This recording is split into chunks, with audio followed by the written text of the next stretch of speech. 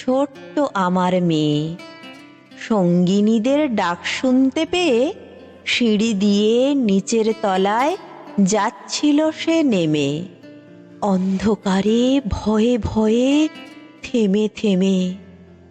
হাতে ছিল প্রদীপখানি, আঁচল দিয়ে আড়াল করে চলছিল সাবধানী। আমি ছিলাম ছাতে, তারায় ভরা চৈত্র মাসের রাতে। হঠাৎ মেয়ের কান্না শুনে উঠে দেখতে গেলেম ছুটে। সিঁড়ির মধ্যে যেতে যেতে প্রদীপটা তার নিভে গেছে বাতাসেতে। শুধাই তারে, কি হয়েছে বামি? সে কেঁদে কয় নিচে থেকে, হারিয়ে গেছি আমি তারায় ভরা চৈত্র মাসের রাতে।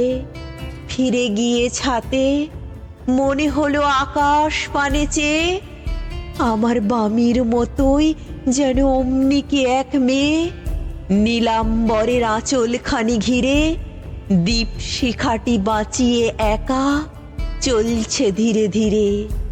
নিব্ধ যদি আলো, যদি হঠাৎ যেত থামি, আকাশ ভরে উঠত কেঁদে, হারিয়ে গেছি আমি।